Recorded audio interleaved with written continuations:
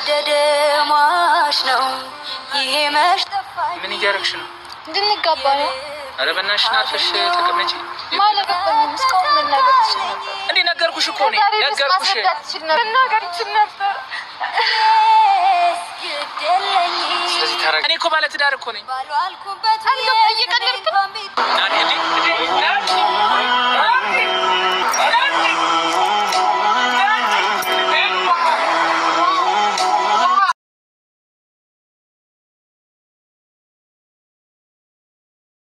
እናንተም ባል ነገር እንደሌለ ነው የሚሰማኝ። እኔ በቃ እንዴ ታዋጭ እኮ ከመተው በላይ ደግሞ ምንም የለም። እራሷ ማስተካከል ትችላለች። አሁን ላይ ነፃነት ሄዳ ይሄን ነገር ማስተካከል ስለምትችል እንደ ግዴታ አድርጌ ይዣት ሄጄ እነሱን ይቅርታ ጠይቃ አስታርቃቸው የምትመጣበትን መንገድ መፍጠር ፈልጊያለሁ። ሰላም የተጎዳች እናት ምናምን ስትል ነበር። ለምን እንደዛ አደረኩ ብዬ ለምን ተስፋ እንድትቆርጥ አረካት። ሰላም ጤና ይስጥልኝ። ውድና የተከበራችሁ የብዙኃን ቻናል ቤተሰቦች እንዴት አላችሁ?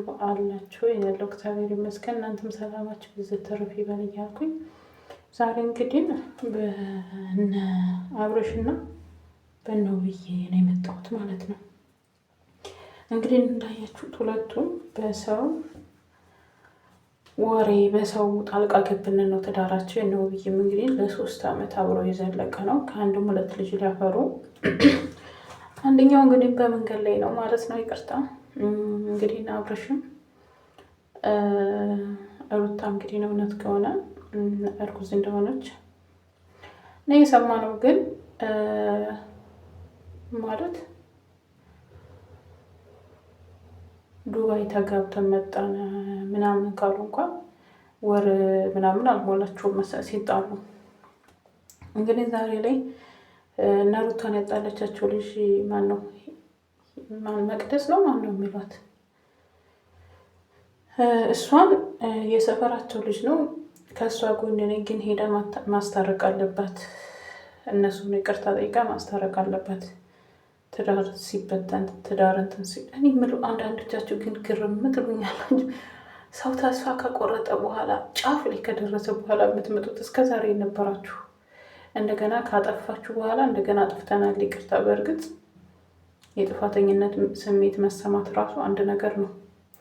ሆኖም ግን እነዚህ ልጆች ካማረ ትዳራቸው ላይ ካማረ እንትን እንዲሁም አንዳንዴ ማለት ነው እኔ በጣም ግርም የሚለኝ እንዴት ነው ባለ ትዳር ወንድ ለእኔ ይሆነኛል ብዬ የማስበው ለእኔ ይሆናል ብዬ ያማረ ትዳሩን ፈቶ እሷን ትቶ ለእኔ ይሆናል ለሱ ያልሆነ ለእኔ ይሆናል ብዬ አይምሮ እንዴት ይሰራል?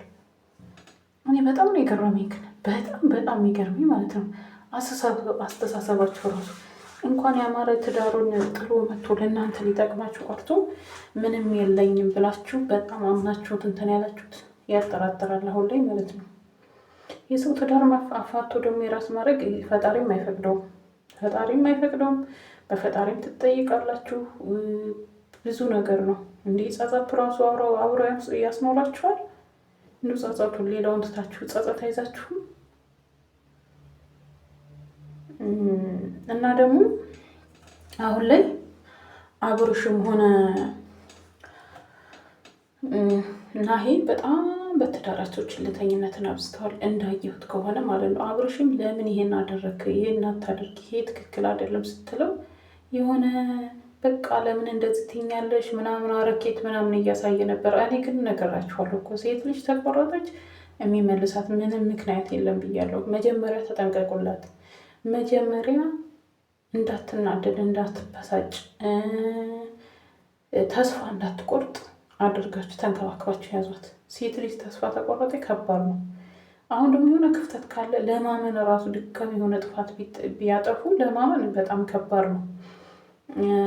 በተለይ አብርሽ በጣም ብዙ ጊዜ ለምነዋለች፣ ብዙ ጊዜ ተጣልተዋል። እንግዲህ ከተገናኙ ጀምሮ ብዙ ጊዜ ሶሻል ሚዲያ ላይ ተጣልተው ሲታረቁ ምናምን ነው የምናየው። እንግዲህ እነ ናሂ ደግሞ እንግዲህ ከአሁን ቀደም ሶሻል ሚዲያ ላይ የወጣ ነገር ባናይም ወጥቷል። ያው የሆነ ሰዓት ላይ ሌላ ሴት ወዷል ብላ የበፊት ፍቅረኛው ነው ብላ ግቢ ድረስ መታለች። ያን በትዳራቸው ስለሚያምር ቀንተውባቸው ነው ተብሎ ያው በመረጋጋት ተፈቷል ነገሩ። ገባ? በመረጋጋት ማለት ነው። ሁለተኛ ነገር ደግሞ ፕራንክ አረኩሽ ብሎ ይሄ ሁላ በፕራንክ ምክንያት ነው። የሚዋደዱ የሚፋቀሩ ሰዎች ፕራንክ ባይደራረጉ በጣም መልካም ነው ነው የምለው። ምክንያቱም ትዳራቸው ውስጥ እንደዚህ አይነት አልጋ ላይ ይዞ መተኛት ለፕራንክ ተብሎ ገና ብር እናገኛለን ብለን የሚያምር ህይወታችንንም እናጠዋለን፣ ልናጣው እንችላለን።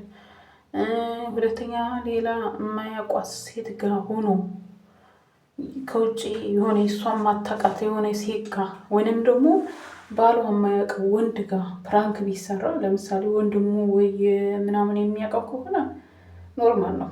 ግን ባልየውም የማያውቀው ወንድ ጋር ሴቷም የማታውቃት ሴት ጋር ሲሰራ እንደዚህ አይነት አደጋ ላይ ይጥላችኋል ማለት ነው።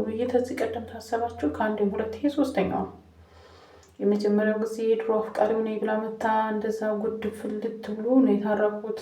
ሁለተኛ ደግሞ የሆነ ፕራንክ ላድርግሽ ብላት ሁሌ ከተለያዩ ሴቶች ጋር ነው ምናምን። እኔ ሲጀመር ማለት ነው እኔ በጣም ግርም የሚለኝ አላውቅም፣ በሰው ኃጢአት መግባት አልችልም። ግን ውብዬና ናሂ በስነ ስርዓት በቁርባን ነው የተጋቡት።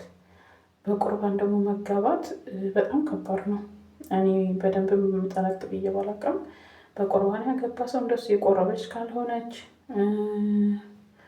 እንደሱ አቅርቦ ካልሆነ በስተቀር ዝም ብሎ ከማንኛውም ሰው ጋር መንዘላዘል አይችሉም።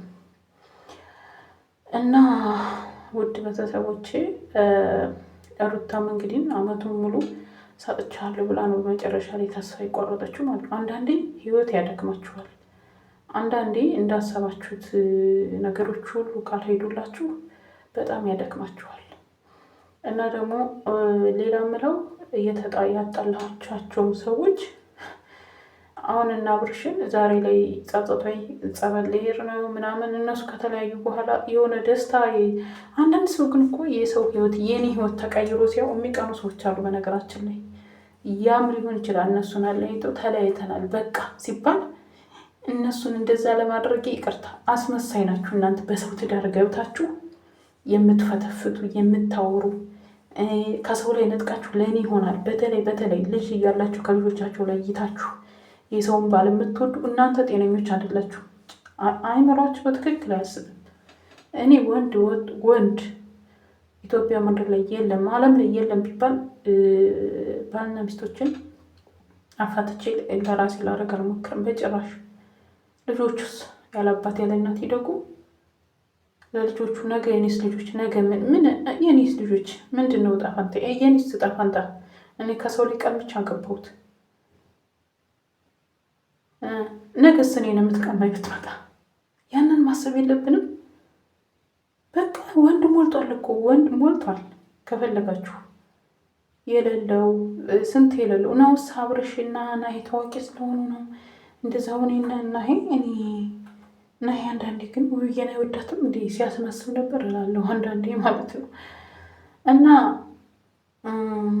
ብቻ አላቅም ፈጣሪ ትዳራችሁን እንደገና መልሶ ያማረ የተዋበ ምቀኛን ይዞላችሁ ሁለታችሁም ጥንዶች ተመልሳችሁ ወደ ህይወታችሁ አብራችሁ እንትን ብሉ። በተለይ ቡታጀራዎች ማለት ነው። ቡታጀራዎች እኔ በጣም የሚገርመኝ ማለት ነው ስትጀምሩት ፍቅር ትጫወቱና ግን መጨረሻቸው አያምርም። ለምንድን ነው? ለምሳሌ ብሩኬና ሀይሚ መናከስ ላይ ናቸው። ምንድን ነው? ኧረ እንደዚህ አይነት ጥሩ አይደለም። አንድ ነገር ልንገራችሁ፣ ፈጣሪ መለመን ጅማሬን ሳይሆን መጨረሻን አሳምርልኝ ነው የሚባለው ሲጸለይ ራሱ። የሰው ልጅ ምንም ይሆን ይጀምር፣ ምንም ቢሆን ሲጀምር ምንም ማለት አይደለም። እግዚአብሔርን መለመን ያለብን ግን